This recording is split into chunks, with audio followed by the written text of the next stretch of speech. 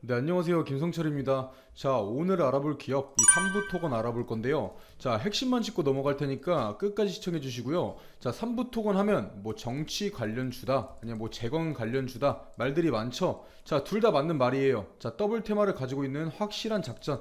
자, 세력들의 확실한 작전 주죠. 삼부토건 같은 경우에 자 과거에도 보다시피 이 16배나 올랐던 이력이 있는 기업인데 자 현재 상황도 이 과거의 상승을 기대하면서 투자하는 개인 투자자들이 많다 보니까 자 거래량도 크게 다시 살아나고 있는 모습이에요. 현재 삼부토건 같은 경우에는 이 단일가 예고에 들어선 상황인데 이거에 대해선 전에 영상에 올려드렸으니까 한 번씩 시청해 주시고 자 오늘은 다른 거 다 필요 없이 이 3부 바로 이 3부 토건에 대해서만 설명드릴게요. 자 본격적으로 시청 전에 구독과 좋아요 한 번씩만 눌러주시면 감사하겠습니다. 자 시작 전에 제가 주가에 대한 결론부터 빠르게 말씀드리면 자 현재 최근 이 우크라이나 재건 관련주로 급등하고 뭐하고 있었어요. 자 조정 중에 있었죠. 자 최근에 상승 나오고 있어요. 다시 이 상승 나온 걸로 봐서 이때 조정이 있을 때 이 세력들이 개인 물량 받아 먹은 거고요. 자 그래서 지금 주가 올리고 있는 중인 거죠. 자 만약에 이 조정 구간에서 세력들이 물량 많이 받아 먹었고 전부 다 털어낼 생각이라면 자 이 재건 관련 호재 띄우면서 주가 위로 쭉 올릴 거예요. 자, 그 다음 전량 차익 실현하면서 주가 바닥까지 가는 겁니다. 만약에 현재 자리에서 위로 주가 쭉 안 올리고 조정 조금씩 나온다면 아직 이 세력들이 물량을 다 못 받아 먹었고 조정 이후에 재상승 줄 거니까 이런 상황이 온다면 그때 매도 안 하셔도 괜찮고요. 만약에 현재 자리에서 위로 쭉 올린다면 매도하는 게 맞아요. 이 세력들이 만약에 조정을 주고 다시 올릴 거라면 이 차트상으로 1600원에서 1400원까지는 지금 하락이 열려 있는 거고요. 제가 이렇게 가격까지 말씀드려도 혼자서 어떻게 해야 될지 잘 모르겠는 분들은 위에 보이는 제 번호로 자 평단가 이 3부토건 평단가 꼭 남겨주시고요. 자 일단 이 3부토건 최근 급등하고 있는 이유가 뭐예요? 급등하고 있는 이유가 바로 이 재건 관련해서잖아요. 이 우크라이나 재건 관련해서 상승을 보여주고 있는 중인데 벌써 이 바닥부터 엄청 올라왔어요. 이번에 이 3부 토건이 우크라이나와 업무 협약 MOU 맺었죠. 자, 주가가 우크라이나 재건 수혜주로 자리를 잡은 거예요. 사실 이 우크라이나 재건했을 때 이 3부 토건을 떠올리셨던 분들은 거의 없을 거예요. 자, 보통 우크라이나 재건하면 이 나라를 다시 짓는 중대한 업무다 보니까 뭐 현대건설이나 큼직큼직한 기업들 생각하셨을 거예요. 자, 그럼에도 불구하고 이 3부 토건이 이렇게 강한 상승이 나올 수 있던 건 바로 이 3부 토건이 우크라이나 북동부 도시인 이 코노토프시와 MOU를 체결해서 그런 건데요. 자, 이번 우크라이나 재건 사업에는 무려 이 1200조 원, 자, 1200조 원이라는 큰 금액이 투입된다고 하니까 그 과정에서 참여한 기업들은 수혜를 볼 수 있을 것이고 이 재건 사업에 참여한 것만으로 기업의 이름을 지속적으로 알릴 수 있으니까 3부 토건이 수혜를 받고 있는 중인 거겠죠. 자, 하지만 이 3부 토건 같은 경우 도급 순위가 70위에요. 70위. 자, 70위인 기업인데 뭐 국내에 건설사가 많다 보니까 그렇게 낮은 순위가 아니라고 판단할 수 있긴 한 건데 자, 3부 토건 같은 경우 이 해외 사업을 해본 적이 거의 없어요. 이 매출의 90% 이상이 국내에서 나오고 있는 해외에서는 1%도 나오지 않는 국내 기업이죠. 그런데 뜬금없이 이 3부 토건이 우크라이나와 계약을 맺고 재건 사업에 참여한다? 여기서부터 수상한 움직임이 보인다는 거죠. 자, 과거에도 이 3부 토건 같은 경우 정치인 관련주로 엮였던 적이 있어요. 바로 이낙연. 자, 이낙연 관련주로 엮였었죠. 이 3부 토건의 대표로 이낙연 전 국무총리의 동생인 자 이계현 씨. 자 이계현 씨가 대표로 들어왔을 때인데 자 3부 토건의 전 대표인 이계현 씨는 이 사실 3부 토건 전에 이 사만 기업의 전 대표이기도 했어요. 자 이때도 미심쩍던 부분이 많죠. 자 이 사만 기업 같은 경우는 이 부실 기업으로 유명했어요. 뭐 그래도 매출이 나오긴 했죠. 1년에 2,600억 정도의 매출이 나왔었는데 이계현 씨가 이 사만 기업의 대표로 들어가자마자 자, 한 분기 만에 무려 이 3천억 수주를 가져왔어요. 엄청난 거죠? 좋게 평가받았었어요. 그런데 이게 혼자만의 힘으로 가능했을까요? 이 이낙연 전 국무총리와 무조건 관계가 있었겠죠. 자, 그리고 이낙연 전 국무총리가 이 첫 불가리아 순방 때 이 동양물산 현 TIM이죠. 자, 동양물산의 대표인 이 김희용 대표와 동행을 했어요. 자, 그리고 그 동양물산의 대표인 김희용 씨와 이 자, 삼부토건의 전 회장인 조남욱 씨는 절친한 관계고요. 그 뒤로 이계현 씨가 바로 삼부토건에 들어오고 나서 이낙연 테마주로 자, 삼부토건이 이때 이렇게 1600% 급등했던 거예요. 자, 이렇게 삼부토건이 국내 정치계와 연관이 깊은 건 모를래야 모를 수가 없어요. 자, 현직 대통령인 이 윤석열 대통령이 검사 시절부터 이 삼부토건의 전 회장 이 조남욱 씨와 연관관계가 있는 것도 모를 수가 없고요. 과거에 이 삼부토건에서 횡령 배임건이 터졌을 때 무사히 넘어간 것도 이 윤석열 대통령이 검사 시절일 때죠. 자, 이번 우크라이나 재건건도 이 정부와 어떠한 커넥션이 있었을 거라고 충분히 예상할 수 있다는 뜻이에요. 그리고 여기서 제가 핵심을 하나 말씀드리면, 자, 삼부토건이 이 우크라이나 재건 사업에 전체에 참여하는 게 아니라 북동부 도시인 이 8만 코논토프시 8만 인구 도시에 참여하는 거예요. 이것도 확정은 아니고요. 자, 1200조 원. 이 1200조 원의 수혜를 받을 사업은 아니라는 거죠. 자, 그리고 이 MOU라는 게 이 확정을 지은 게 아니에요. 업무 확약이 아니라 그냥 약속한 거예요. 약속.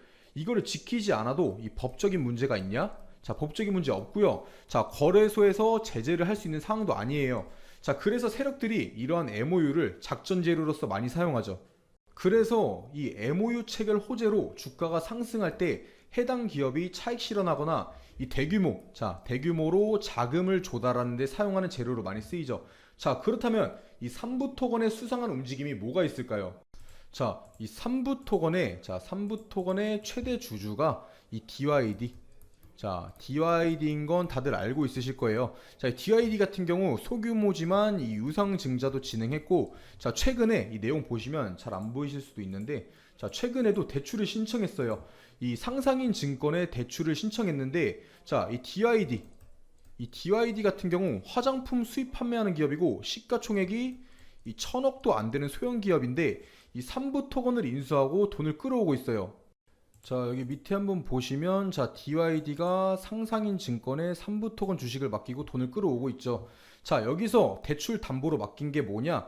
이 삼부토건 주식 100%를 맡겼어요. 여기 한번 보시면 원래는 이 85% 정도를 담보로 맡겼었는데 이번에 이 우크라이나 재건 관련해서 MOU, 자, 업무 협약 호재 나오고 주가가 상승하다 보니까 담보 가치도 상승했죠. 자, 그러한 결과 담보로 이 주식 100%, 자, 주식 담보로 100%를 맡기고 돈을 최대로 끌어온 거예요.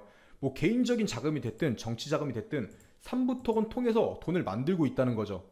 만약에 그게 아니라면 이번 대출을 통해서 만든 자금을 뭐 이 재건 사업을 위해 공장 증설을 하겠다, 아니면 뭐 해외 개발에 투자를 하겠다, 이러한 내용을 공시하겠죠. 하지만 이럴 확률은 적어 보이고요. 여기까지만 봐도 이 삼부토건이 건실한 건설주고 이 우크라이나 재건 수혜로 주가는 상승할 거다, 이런 기대감은 줄어들 수밖에 없는 게 사실이죠. 자, 그리고 사실 이 삼부토건이 재건 수혜를 받으려면 일단 이 전쟁이 끝나야 돼요. 이 전쟁이 끝나야 재건을 하죠. 자, 재건 중에 다시 폭격을 당하거나 한다면 그게 얼마나 말이 안 되는 사업이에요. 이 군인들이 눈이 계속 오는데도 제설 작업하는 거랑 똑같은 상황인 거죠. 이 우크라이나 당국도 2023년에서 2025년을 바로 이 전쟁 후 시대, 그리고 2026년부터 2032년까지를 신경제 시대라고 부르고 있죠. 재건 사업이 당장의 수혜를 불러올 수 있는 사업은 아니라는 거예요. 자, 그리고 이 삼부토건 같은 경우 최근 이 코노토프시 말고도 이 이르핀시아도 MOU를 체결했는데 주가는 미미한 움직임을 보여주고 있죠. 세력들이 물량 받아 먹었으니까 어떻게든 이 주가 털어내려고 작업하는 거예요. 자, 제가 지금까지 드린 말씀을 정리해서 봐도 확실한 작전주의인 걸 알 수가 있죠.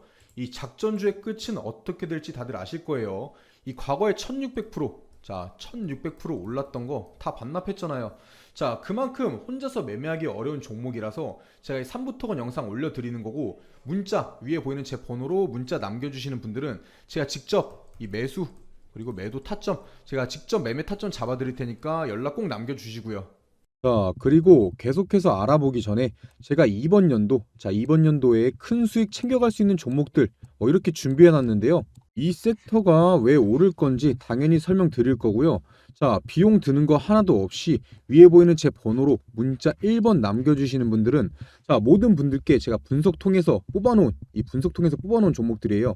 큰 상승 가능한 이 숨겨놓은 종목들, 자, 종목명이랑 매수가 알려드릴 거고요. 자, 그냥 이 숫자 1, 자, 숫자 1번만 편하게 남겨주시면 돼요. 일단 이 최근 시장에서 가장 핫했던 테마가 뭐였죠? 바로 이 2차 전지. 자, 2차 전지였어요. 에코프로나 이 에코프로 비행만 봐도 주가에 엄청난 상승이 있었죠. 하지만 이 아무리 강한 섹터라고 해도 수급이 영원하진 못해요. 모든 뉴스에서 말하고 있죠. 2차 전지의 뒤를 이을 새로운 주도주를 찾아라.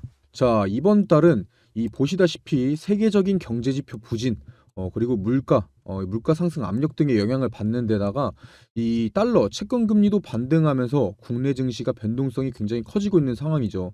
자, 이 쉬어가는 타이밍이라는 거예요. 쉬어가는 타이밍이 장인데 하지만 오히려 이 시기를 변곡점으로 삼아서 이 차세대 주도주, 자, 주도주를 발굴하고 매수할 수 있는 최고의 타이밍이라는 거예요. 이렇게 주가가 주춤할 때, 이럴 때일수록 에코프로나 뭐 금양, 모두가 알고 있는 에코프로나 금양같이 큰 수익을 가져올 수 있는 종목들을 저점에서 미리 잡을 수 있다라는 거예요. 이 모두가 살 때 사면은 그땐 늦는다는 거죠. 자, 그래서 도대체 어떤 섹터에서 어떤 종목을 사야 되느냐? 일단 저는 이 AI, 그리고 반도체, 마지막으로 이 폐배터리, 이렇게 세 가지가 이 주식시장을 다시 한번 이끌어 갈 거다. 이렇게 확신하고 있어요. 당연히 이 근거 없는 제 생각이 아니고 이유가 있는 판단이라는 거예요. 자, 빠르게 하나씩 설명드리면, 자, 일단 AI, 뭐 챗 GPT나 이 AI에 대한 기사들 많이 보셨을 거예요. 지금 전 세계적으로 난리가 나 있는데 보시다시피 뭐 AI 기저귀부터 AI 챗봇, 뭐 AI 플랫폼을 활용한 신약 후보 물질 도출, 여러 세계에서 이 AI 기업들에 투자를 하고 있는 상황이죠. 그런데 이 AI 테마가 엄청난 수급을 받았던 적은 아직까지 한 번도 없어요. 그만큼 이 투자의 메리트가 있다라는 거죠. 그리고 이 국내 AI 기업 그렇게 많지 않아요. 그만큼 수혜를 받을 종목을 추려내기가 쉽다라는 거고요. 자, 다음으로는 반도체. 뭐 언제적, 이건 언제적 반도체냐? 삼성전자 다 죽었다. 이렇게 말씀하실 수도 있는데 이 국내 증시 같은 경우에 바로 반도체와 외인들. 자, 반도체와 외인들은 뗄래야 뗄 수가 없어요. 지금 반도체 부진한 건 사실이에요. 뭐 그런데 누가 뭐라고 해도 우리나라 대표 주식은 삼성전자죠. 이 반도체가 과연 이렇게 쉽게 무너지고 끝날까요? 오히려 지금이 기회라는 거죠. 최근까지 이 반도체가 부진했던 게 수급이 2차 전지 쪽으로 몰리기도 했었고 미국의 중국 규제, 자, 다 알고 계시죠? 미국이 중국 규제로 실적 등의 타격이 있었지만 이미 반도체 업계에서는 보시다시피 이 회복기에 들어서는 움직임이 보여지고 있고 중국 반도체 장비 반입 금지나 뭐 미국의 반도체 보조금 독소 조항 아니면 뭐 일본의 화이트 리스크에서 이 한국 배제 이러한 큰 갈등이 정상회담, 자, 이 정상회담 등을 계기로 서서히 해소되고 있는 모습들이 나오고 있다라는 거예요. 이러한 내용을 보고도 이 반도체는 끝났다. 과연 이렇게 말할 수가 있을까요? 이 반도체야말로 매수 타점만 잘 잡으면 장기 투자, 바로 장기 투자와 최고의 우량주를 매수할 수 있는 최고의 섹터라는 거죠. 마지막으로는 바로 2차 전지인데요. 자, 2차 전지에서 이동할 주도주, 자, 주도주를 찾으라면서 왜 다시 2차 전지를 말하냐 이렇게 말하실 수 있는데 제가 말하는 건 바로 이 폐배터리입니다. 자, 지금 이 미국이나 유럽 그리고 이 국내에서 공통으로 돈을 투자하고 있는 것이 바로 폐배터리예요. 얘네가 왜 그렇게 폐배터리에 관심을 갖고 있냐? 기사에서도 대놓고 나와 있죠. 이 돈 되는 폐배터리. 자, 이 사업이 돈이 되기 때문이에요. 이 기업에게 돈이 되면은 당연히 이 개인 투자자들에게도 돈이 되는 거고요.